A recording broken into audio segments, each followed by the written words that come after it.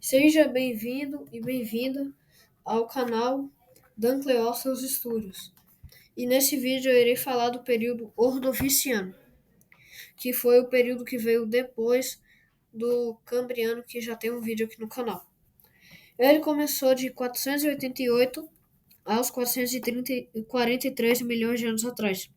Durante esse tempo, outra explosão de evolução deu lugar a milhares de novas criaturas. Os primeiros peixes sem mandíbula apareceram nesse período, e um exemplo disso é o Arandáspes, que foi o peixe que sugava o alimento. Muitas delas se alimentavam de crescentes organismos microscópicos que flutuavam nas águas do oceano, chamados de plâncton. Isso incluía os brisoários e os corais, que formavam recifes, que por sua vez eram a casa de moluscos e os primeiros artrópodes. Durante esse período é possível dizer que os animais provavelmente eram, apareceram os primeiros vertebrados, enquanto as plantas similares aos musgos evoluíram no final desse período e começaram a colonizar a Terra, até que muitas dessas plantas começaram a colonizar a Terra e eram estritamente ligadas à água, precisando dela de forma absoluta, precisavam muito de água mesmo, mais do que as plantas atuais para a reprodução. Em meio a todas essas mudanças, o planeta permanecia com seu supercontinente, que é o Gondwana, enquanto o Oceano Lapetas começava a fechar aos poucos. Posteriormente ao período Ordoviciano, o planeta sofreu no final do seu período com um possível resfriamento e um gigantesco lençol de gelo deve ter cobrido praticamente por inteiro o hemisfério sul da Terra, causando a segunda era do gelo, porque a outra tinha acontecido porque a primeira era glacial aconteceu no período Euroniano, que fica na era pré-cambriana, que ocorreu de 200 e o período Euroniano durou de quase 2,4 bilhões de anos atrás a 2,1 bilhões de anos atrás. Agora nós iremos falar de alguns tipos de animais que habitavam o planeta nesse período.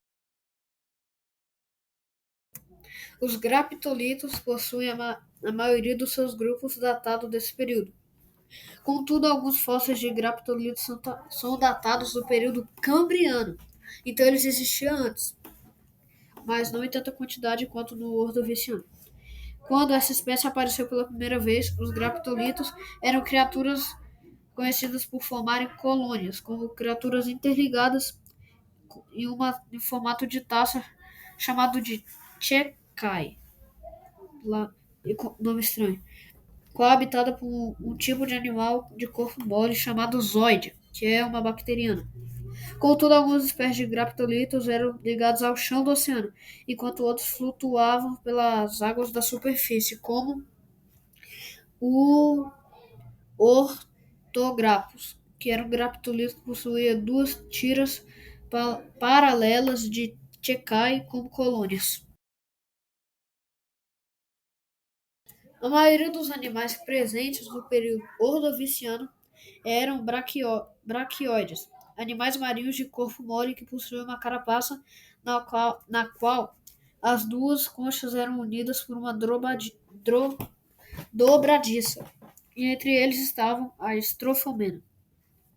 De pequeno porte, a estrofomena era um braquioide que vivia em meio às rochas, a lama e a lama do fundo do mar. Sua concha poderia servir de proteção ao ser fechada, mas como foram extintas e eram de corpo mole e invertebrados, nós só achamos a sua, a sua concha, como vocês podem ver nas imagens. Os conodontes eram criaturas semelhantes à guia e caçavam e comiam espécies de pequeno porte, uma vez que eles também eram micro, micropredadores. Possuem um grupo com uma vasta quantidade de espécies e são conhecidos por serem um tipo de vertebrados ou até mesmo parente dos vertebrados. Bem legal. Esse aqui vai ser o último que eu vou falar porque tinha muitos, que são os estromatolitos, muito comuns nesse período e progredindo da sua evolução desde o pré-cambriano. Os estromatolitos eram colônias de algas azuis esverdeadas que podiam se apresentar em forma de globo, como uma espécie de esponja. Essas espécies viviam juntamente com corais, enquanto as algas verdes ancestrais das plantas terrestres, colonizavam o habitat em águas doces. Então, se você gostou do vídeo, deixa o seu like e se inscreve no canal para ajudar ele a crescer, né? Eu espero que vocês tenham gostado do vídeo.